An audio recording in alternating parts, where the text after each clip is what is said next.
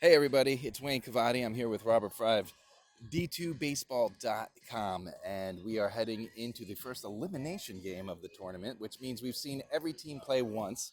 So we thought we'd join you with some takeaways from the first 2 days of action.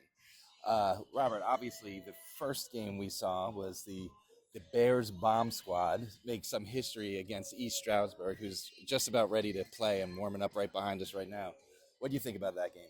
I mean, it showed just how powerful this offense was for Lenore Ryan. And 1 through 9, anybody could hit it out of the yard, and they just proved right then and there. But it's kind of surprising too here in Cary. You don't see offensive outputs like you saw in that first game, 15-11. Typically, both teams were combining for about 10 to 12 runs, but here we are. Game one, 26, quite the opposite there.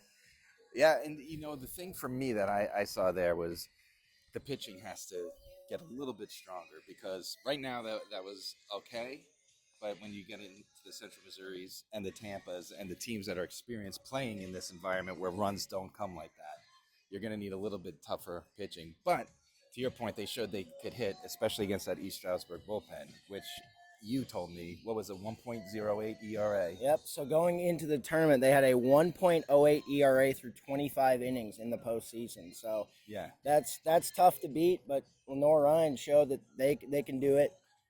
yeah. Central Missouri and Northwood were the second game. Northwood's going to be playing in this elimination game. I'll defer to you because you braved the rains when I didn't. What did you see in that game? Yeah, I mean, it was what you would typically see in Cary, a tightly contested game. Central Missouri got off to a hot start, and I think it was part of it. Northwood being here the first time, they had a little bit of nerves. They had a little bit of kind of just hey, we're here. But starting pitcher Tyler Sager did a great job after that first 3 innings in the or 3 runs in the first inning. They decided, okay, he kind of calmed down and threw 7 strong, and Northwood's magic of the eighth inning. Of course, they tie the game with a 2-run home run by Alex Jarbo, but Central Missouri, all it takes is just one mistake, a leadoff walk to David Johnson. He takes second, errant throw brings him to third, and then sac fly Chase Heath, and then Chase Wilcox added some insurance to make it 5-3, and that's been the Central Missouri MO all Yeah, season long. They just take advantage of mistakes. yeah. My takeaway is more so with Northwood, and you compare him to East Stroudsburg, who's about to play here, and they both didn't, like you said, they both didn't shy away. They fell behind kind of big early and quickly, but they both fought back, and I think this is going to sneaky be one of the better games that we're going to see over the next few days. That brings us to Northwest Nazarene and UT Tyler. I'll be honest with you, West Coast teams are very hard for me. The older I get, it's harder to stay up late and watch those games. So a lot of the analysis I do is highlights and what I see on paper and metrics. But yesterday, Northwest Nazarene proved to me that they may be one of the teams to beat here. They played a very balanced game. It was slow and steady wins the race, a complete game from Cole Calnan, and that defense was just simply remarkable. 3 double plays, a huge play in center field. What did you see in that game? Yeah, I saw a lot of the exact same thing, and that's been the MO for Northwest Nazarene all season long. They've had a great pitching staff. We talk about Cole Callan. That was his ninth complete game of the season. Nine. Like, that's just unheard of in today's day and age. And then you have Ernesto Lugo Canchola, who will throw on Monday against Tampa.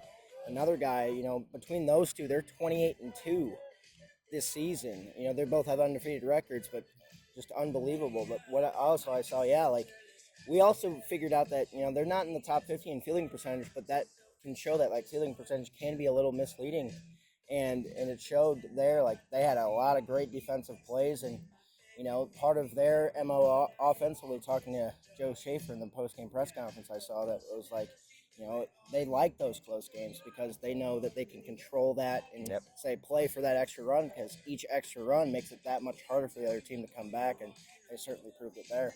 Yeah, and that brings us to the champs. Tampa won 20-3 last night.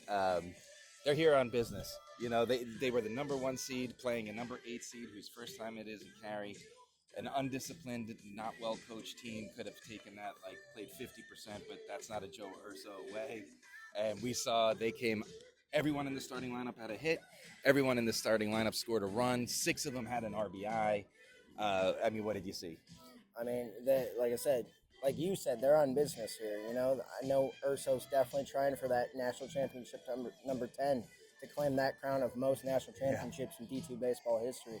Currently tied with Florida Southern at 9. But yeah, that's Tampa just really showed just how good of a baseball team they are year in and year out. And they did not mess around immediately. Jordan Williams gets on base with a hit by pitch to start the game, steals second for bag number 75 on the year, and then Nico Saladino hits a 2-run home run. And from then on out, it was just all Tampa throughout the game, and they just don't swing at bad pitches at all during that game. And I think that's just been how Tampa's been all these years, with just staying disciplined in the strike zone, and then on the opposite side throwing strikes. Because got a guy like C.J. Williams who threw very well, but he only went 5 innings, and that helps Tampa, especially in this format where you're going to a best of 3 if you make it to the championship round. Yeah, oh, for sure.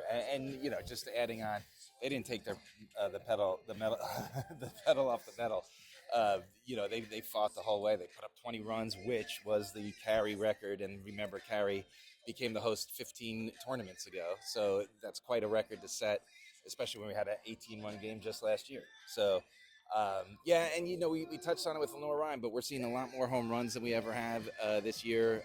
Any notes on that?